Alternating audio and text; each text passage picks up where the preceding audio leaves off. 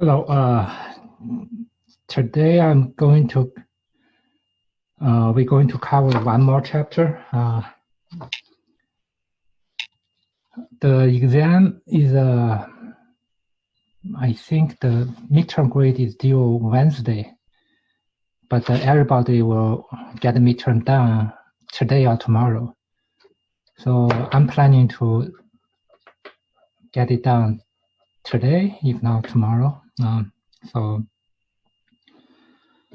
that's our midterm. Also, we have 6 weeks left.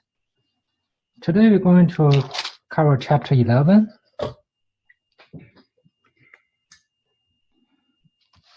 So chapter 11 will be today, and we have 5 more weeks. For the 5 week, we will do chapter 13, 14.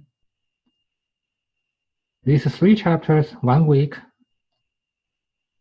6, 7, 9, and 20 and 21. So we will cover 8 chapters in 6 weeks. That's our plan.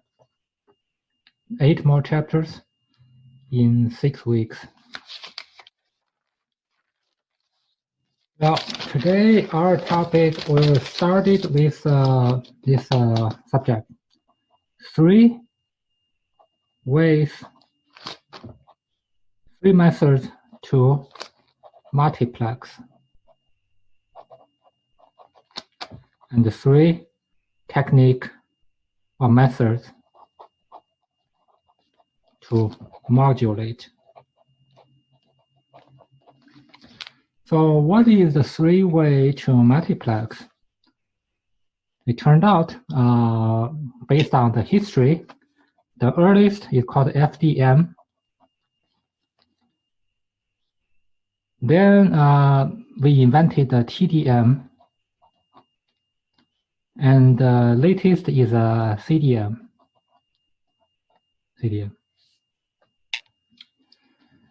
So that's frequency division multiplex, time division multiplex, and code division multiplex. So there's 3 techniques we invented to multiplex. So what is multiplex? Multiplex means combining multiple channels together and transmit through a single media. So an example of FDM will be television. So we have 1 antenna or 1 cable. We can receive dozens of stations. So how can you have 1 cable have dozens of stations? Because we multiplex in frequency domain. Every TV channel has a frequency, and they are 6 megahertz apart. So every TV station has 6 megahertz. For example, TV channel 2 is 62 to 68. So that's 62 to 68 megahertz is channel 2. And then 68 to 64 is channel 3. And then you continue. Every 6 megahertz, you can have 1 station. So that's FDM. TDM is a time division multiplex. This is a newer technique. So this is a first generation cell phone, FDM. So if you are old enough to use a big cell phone, bigger than the textbook, even bigger than that, that is a first generation cell phone, FDM. And FDM just FM modulation. There's no encryption. So that is why some people got caught talking private issues over their cell phone, because people do not know. People using the first generation cell phones didn't realize anybody can listen to their conversation with the right, with a simple equipment. So that's how, for example, Princess Diana was talking to one of her bodyguard, I think, lovers or whatever. So that's first G. So this is 2G, TDM 2G. This is 3G. 3G. What is TDM? TDM means everybody still use the same channel. Instead of divide them in frequency domain, we divided them into time domain. So basically, everybody take turns to talk. So if you have 20 people, everybody take turns. One people talk, the other people. The only difference is between people take turns to talk and the computer take turns to talk is the computer are extremely fast. So when people take turns to talk, every people, maybe, for example, 2 minutes, president 2 minutes, vice president 2 minutes, like debate, everybody got 2 minutes. That's TDM. But for computer TDM, it's not 2 minutes, it's 2 microseconds, so or 2 milliseconds. So every computer take turns to talk, except the time slot, instead of 2 minutes, it's 2 microseconds, 2 milliseconds. So that's TDM, time division multiple access. So 60 people can use cell phone at the same time. Nobody can hear each other. TDM, they divided, everybody take turns, every computer take turns. And then for 3G and some of the 2G also. Started with 2G and 3G. Some company invented Qualcomm, a company, a very big company in US, invented this technology called CDM. CDM is code division multiplex. So they use the same frequency. They talk at the same time. So how can you not interference with each other if you use the same frequency and talk at the same time? They speak a different language. That's CDM. So A and B talk to each other in English, same time, same room. C and D also talk to each other at the same time, speak Spanish. So they still can talk to each other amazingly, very well. That's CDM technology. So there's a 3-way to multiplex. Also, there's a 3 methods to modulate. One is called AM, FM, and PM. We actually covered all 3 modulation techniques, AM, FM, PM. So PM is the phase modulation. So the intelligence or the modulating signal will change the phase angles of the carrier, or the frequency of the carrier, or the amplitude of the carrier. So here chapter 11. So if you are the engineer who designed 4G, 5G, Wi-Fi, cable modem, DSL, if you are engineer design those modern digital cell phone or modern digital wireless, which one do you choose to use? Multiplex and modulation. So this is the earliest, later, late. It turned out all this technology use FDM plus AM.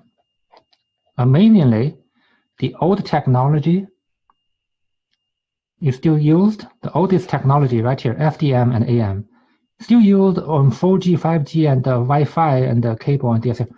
The only difference is they improved it. The improvement are 2 letters. So the modern wireless or modern digital communication use OFDM as a multiplex, and use QAM to modulate. So That's, if anything, I want everybody to remember. So that's the 3 ways to multiplex, 3 ways to modulate. And so far, today's technology is OFDM plus QAM. So that's the key concept of today's subject. If everybody remembers this, I felt I done my job. 3 multiplex, 3 modulation, and the modern technology most commonly used today. All right. So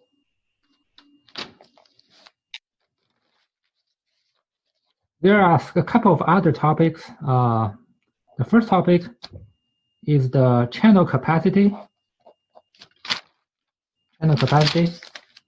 It turned out somebody very smart, I think that's a professor in Purdue University. He, 50 years ago or 40 years ago,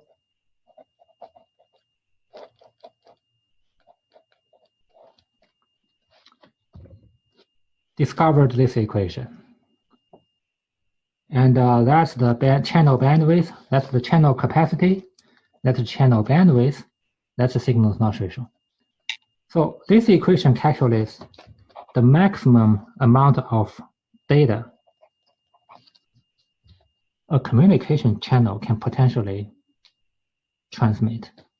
It is determined by the bandwidth of the channel. So the wider the bandwidth, the more data you can transfer. That's easy to understand, right? You double the bandwidth, you almost like you have a 2-lane highway, now you have a 4-lane highway. So you can double the amount of cars travel on the highway.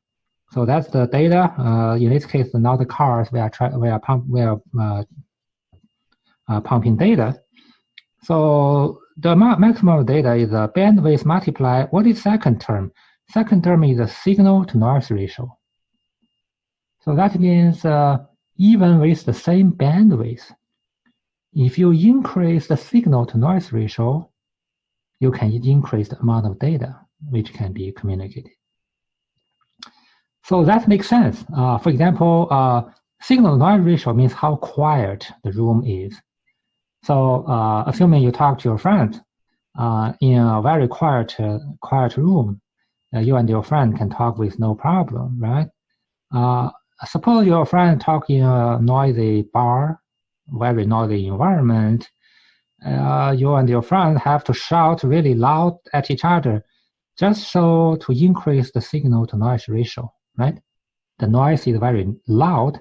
You have to increase the signal. So that makes sense too. So the amount of data is determined by signal-noise ratio multiply the bandwidth. Signal-noise ratio is a log 2, so it's not a linear relationship with signal-noise ratio, but it's linear with bandwidth. You double the bandwidth, you double the amount of data. If you double the signal-to-noise ratio, you only increase a certain percentage of data, not double, because it's not linear. So that's another topic on this chapter. The one more topic is bit error rate.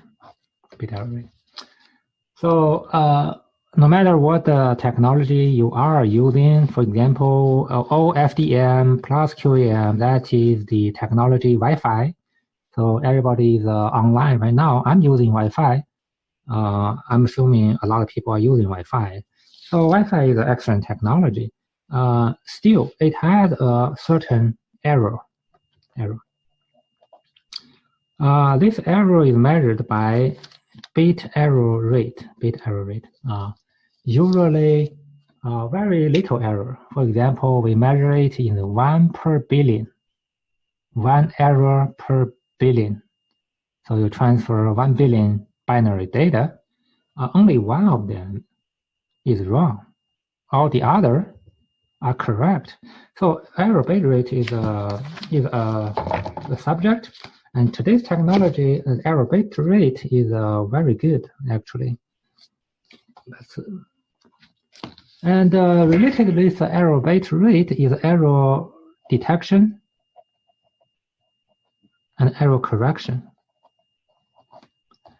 So even though modern technology is excellent, but if you are doing your bank account, you are transfer money, you are doing your taxes, even 1 in 1 billion is not acceptable, right?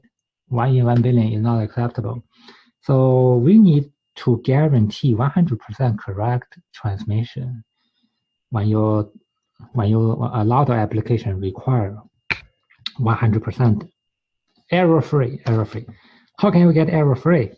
In order to get error-free, first you have to detect errors if error occurs. So even though there's a small potential possibility we will get an error, even in that small possibility we get an error, we will invent technologies to be able to either detect, and another technology can correct that error. So if you transfer, for example, $10 to your friends, and computer make an error, became a 10,000, or your friend transfer your money and make an error. We can get an error detection technology to detect that error. So you will not get 10,000, even though the computer make a mistake, because computer, the transmission channel make a mistake, because computer know the error immediately, the error detection. Some technology can also correct errors. Anyway, those are the easiest error detection called parity. Parity is one way to do it. That's not a 100% error detection, 100% foolproof, but it's simple, so it's very commonly used.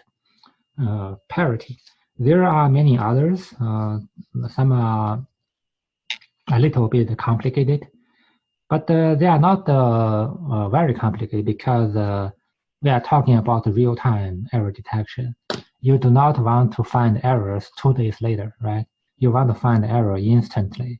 The instant you want to transmit happens, the instant the error occurs, we will detect that error.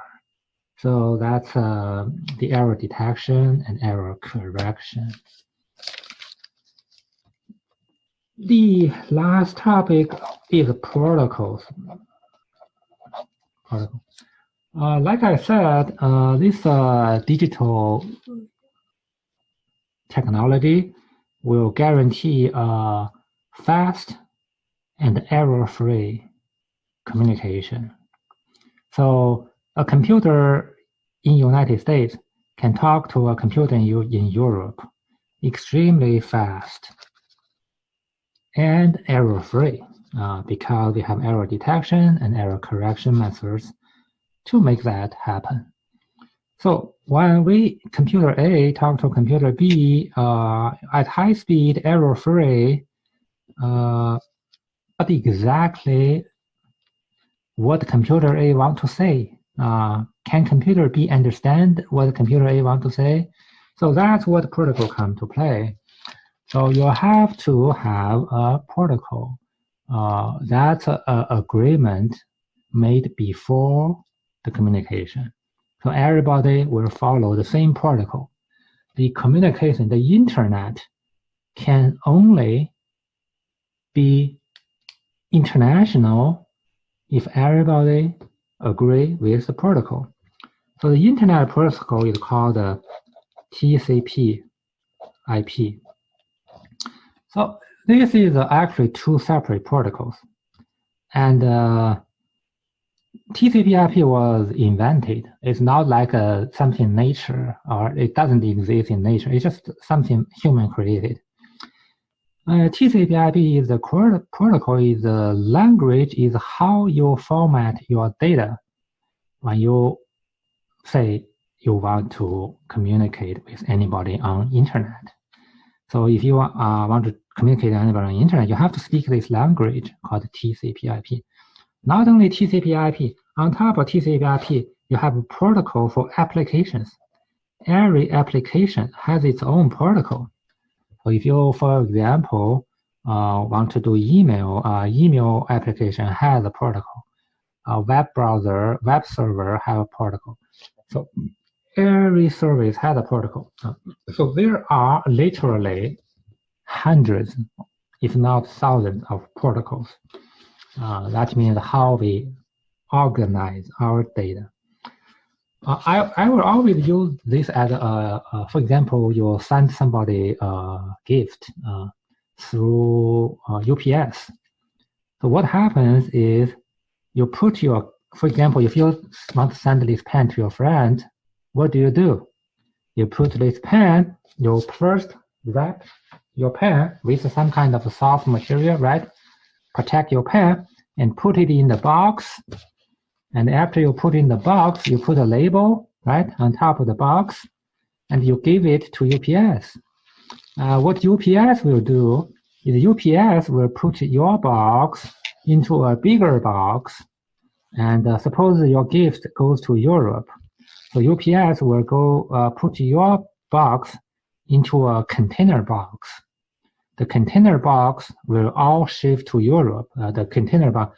So the guys who do the containers don't worry about what's inside the container. He just worry about how many containers I want to handle.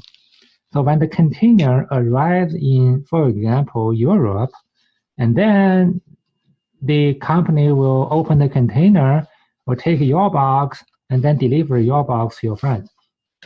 The exactly same thing happens on internet. So let's look at the protocol a little bit.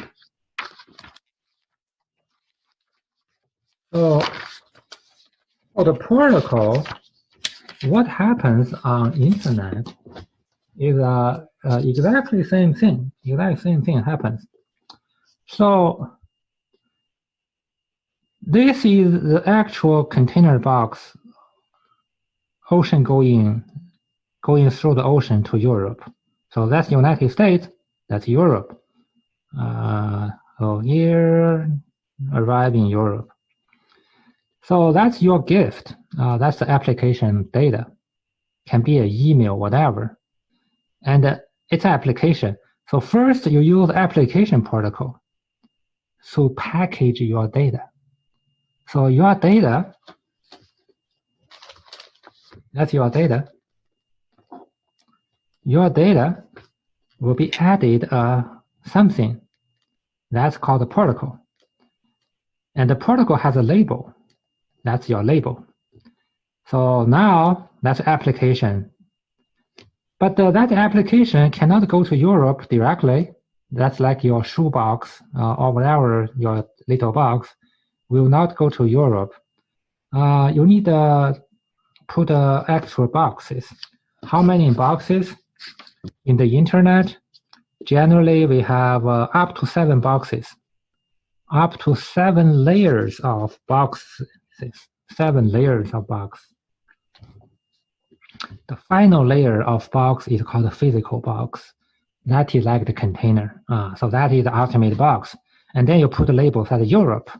And so this guy will send to Europe. And then to Europe, it says, this gift is actually go to Spain. So it will go to Spain or whatever. And then go to your friend's apartment. So layers of box. The container guy will not open your box. So the container guy only open to see the label on the container and send the container to Europe. And then each layer of boxes have more detailed instruction. And that's how your data arrives to your friend side. This is called the 7-layer OSI model. Not every communication use all 7 layers. For example, a lot of the internet application do not have layer 5, layer 6, and layer 2. So instead of 7 layers, they have 1, 2, 3, 4, or 5 layers. 5 layer or 4 layer. But anyway, this is how the data is organized into protocols. Every time you have a layer of boxes, your data became bigger. So you have a first box, second box, third box, fourth box, fifth box, seventh box. Now finally you have all 7 boxes, and your data became, that's called the payload. The payload became smaller and smaller because you have such a layers and layers and layers of boxes. And those layers and layers of boxes are necessary to guarantee your data received by the computer in Europe. Just like when you want to send your gift to your friends in Europe, there's protocols, ways to do it to guarantee your gift arrives to your friends. Same thing. Layers and layers of protocol guarantee your data will arrive in your friend's computer. For example, you send your friend an email, your friend will guarantee to receive that email. If you want to send your friend a document, a picture, your friend will get the picture. So that's something about protocol. So this is pretty much everything I want to cover for chapter 11. One thing we didn't really go into is this. What exactly is OFDM? What exactly is QAM? So that is the 2 concepts we were coming back repeatedly. For example, hopefully make some sense. OFDM, the first letter O means orthogonal. Orthogonal means perpendicular. Orthogonal FDM.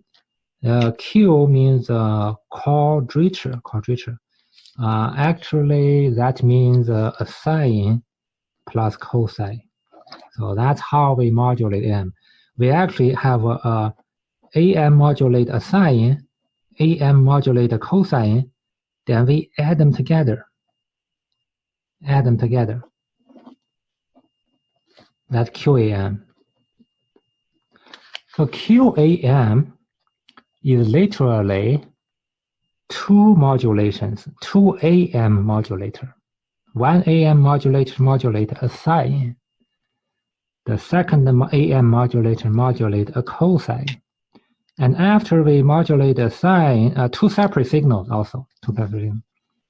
After we modulate a sine and modulate a cosine, we add them together, and we call that QAM. So that's it. It's simple, not hugely complicated. Very simple. FDM, very simple. Every 6 megahertz, right? In case of television. What is the O? O means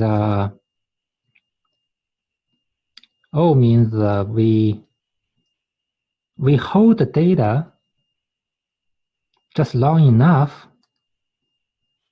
to minimize interference between adjacent channels. O means orthogonal. Orthogonal means no interference. So if you do not have the OFDM, you have to have buffers, just like you and your neighbor. If you do not want to have a conflict with your neighbor, you need to build a fence, right? Same thing. Without the O, the FDM, you have to have buffers, so the adjacent channel do not interference with each other. But if you want to have buffers, that means you will reduce the efficiency, because that's very precious. The bandwidth is extremely high price, highly most valuable resources every company has, cell phone company. So you cannot afford to have buffer.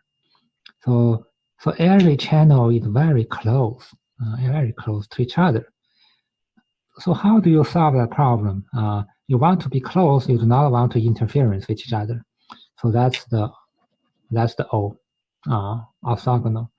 It just made it so that we use that channel to the maximum amount of maximum efficiency.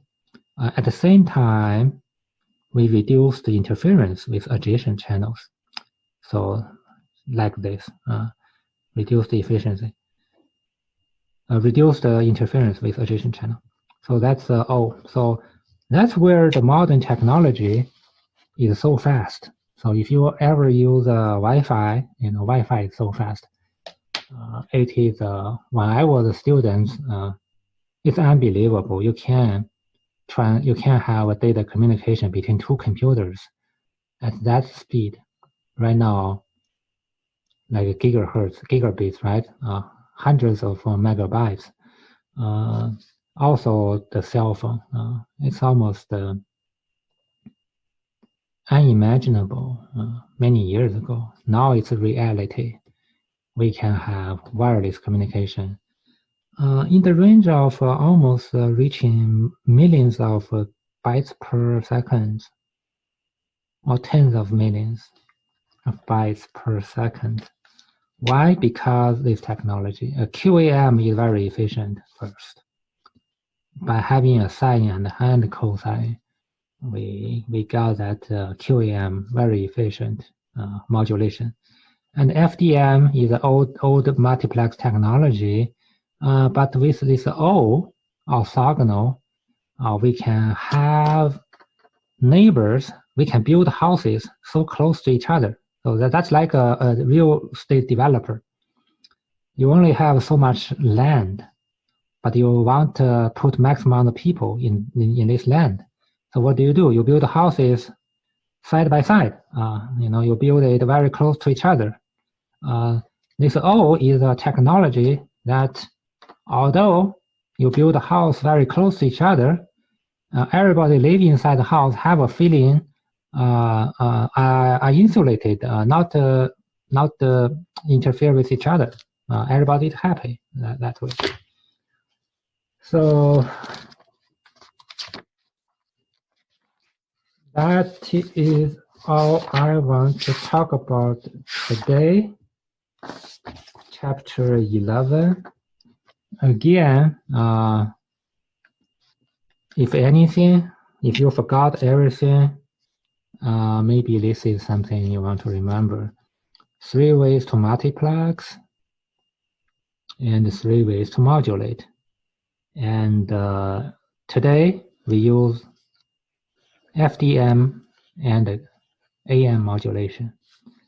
A modified FDM called OFDM, and a modified modulation in AM is called QAM.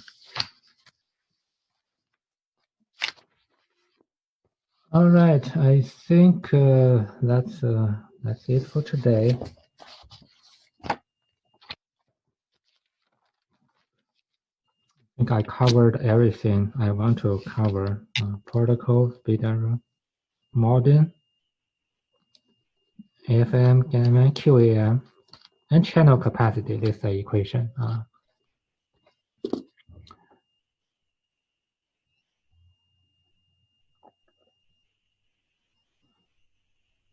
So before I turn off the recording, any questions, you guys?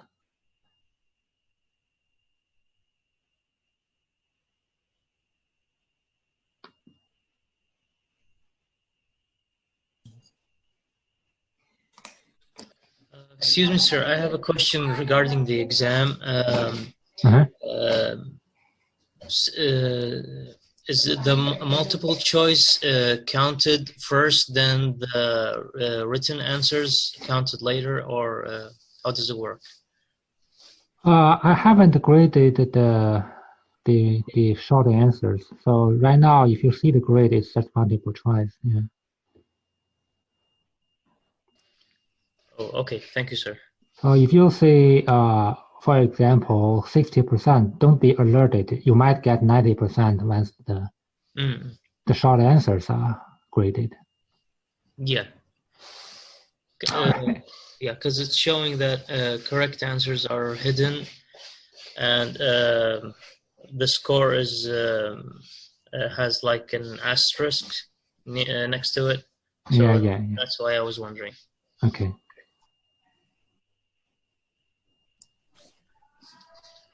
Okay, thank you, sir. No problem. Thank you for the question.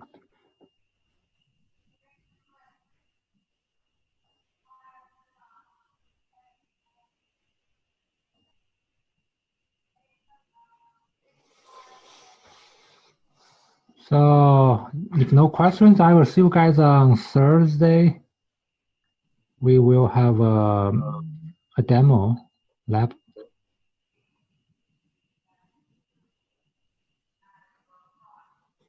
All right. All right. See you Thursday. All right. Bye. See you.